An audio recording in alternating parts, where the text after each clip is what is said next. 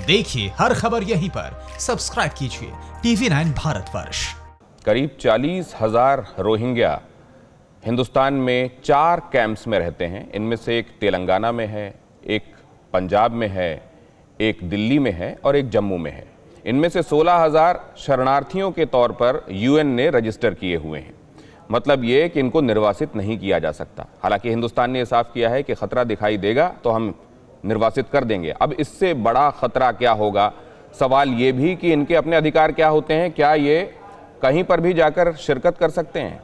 हिंदुस्तान में रहने वालों की कोई जिम्मेदारी है वो मरकज़ चलाएं या कुछ और, कि हमारे यहाँ कौन आ रहा है? क्या है इससे जुड़े हुए बड़े सवाल? क्या ये मौलाना साद की साजिश है?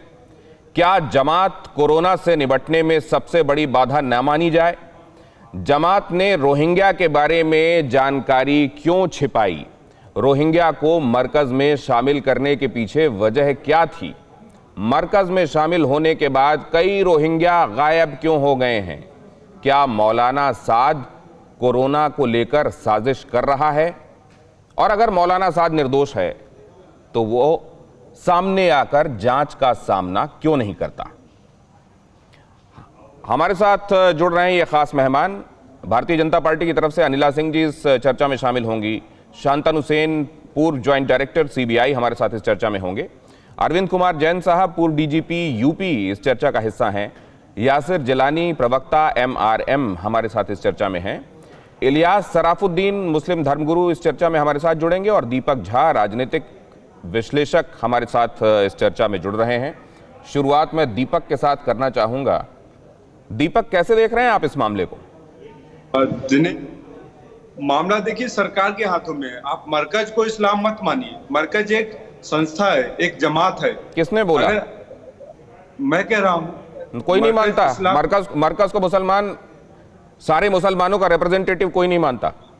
बिल्कुल नहीं है, बिल्कुल नहीं है। सारे रिप्रेजेंटेटिव कहने की आवश्यकता भी नहीं मानता कोई, कहने की आवश्यकता भी नहीं है। और दूसरी बात है दिनेश जी, प्रधानमंत्री मोदी जी कई बार कह चुके हैं ये देश 130 करोड़ हिंदुस्तानियों का है, तो हमारे को 130 करोड़ हिंदुस्तानियों के नजरिए से देखना पड़ेगा। हिंदू मुसलमान अगर हम एंगल लाएंगे तो देश बर्बाद हो जाएगा, देश टूट जाएगा। इसीलिए हमें 130 करोड़ दीपक झा भाषण दे रहे हैं। दीपक झा कौन कह रहा है हिंदू मुसलमान करने के लिए? लेकिन रोहिंग्या का मरकज कनेक्शन है, क्या हम ये खबर ना बताएं?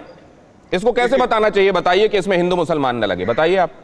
देखिए, रोहिंग्या अगर मरकज में आएंगे तो बुराई तो है नहीं। रोहिंग्या कहीं भी जा सकते हैं। अगर वो भारत के अंदर रह रहे हैं इस पे तो भारत सरकार को एक्शन लेना चाहिए था। अगर उनको बाहर निकाल सकते थे तो निकाल देते, लेकिन नहीं निकाल पाए हैं।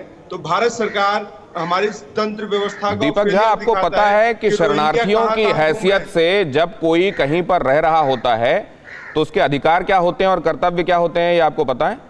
बिल्कुल पता है। चलिए, तो मैं आपसे जानूंगा, मैं आपसे समझूंगा कि अधिकार और कर्तव्य इस बारे में आपका क्या मानना है। यासिर जिलानी हमारे साथ बैठे हुए हैं। यासिर जिलानी, मतलब ये कि यहाँ पर रहने वाला कोई भी कहीं भी घूम सकता है। रोहिंग्या शरणार्थी दीपक झा के मुताबिक जाकर पार्लियामेंट का चक्कर भी लगाकर आ सकता है।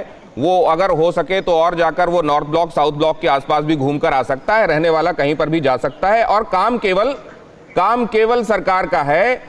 जो खुफिया एजेंसियां हैं उनका है कि वो ध्यान रखे, बचाए। इस देश को बचाने, ध्यान रखने का काम सिर्फ उनका है, बाकी सब लोग यहाँ बाराती हैं।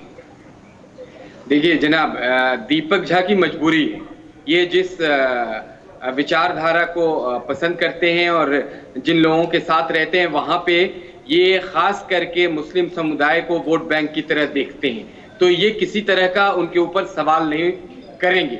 आप ये समझने की कोशिश करिए कि कितने वायलेशन मरकज जमात में हुए हैं।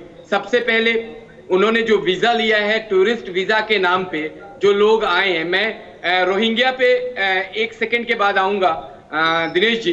पहले उन्होंने टूरिस्ट वीजा लिया और यहाँ पे आके प्रीचिंग का काम करने लगे, यहाँ धार्मिक कार्यक्रमों में इन्वॉल्व हुए। एक तो सबसे बड़ा जुर्म और गुनाह, इसको आप समझिए और हिंदुस्तान के लोग भी अब समझ रहे, और हिंदुस्तान के 90% मुसलमानों को ये बात अब समझ में आ गई है कि एक पर्टिकुलर आदमी अपने वर्चस्व की लड़ाई लड़ने के चक्कर में अपनी जमात को बचाने के लिए मुझे तो हैरानी इस बात पर है यासिर साहब, सबको कटघरे में खड़ा कर दिया कि एक साहब जो कि यहाँ पुलिस कमिश्नर रह चुके हैं दिल्ली के, उनसे मैंने ये सवाल किया था कि सर ये लोग क्या पासपोर्ट पर आए तो असल में टूरिस्ट पासपोर्ट पर हैं और यहाँ आकर मिशनरी एक्टिविटीज में हिस्सा ले रहे हैं, क्या ये सही है? मुझको ये हैरानी हुई कि वो ये कह रहे थे कि इसमें क्या नाजायज है।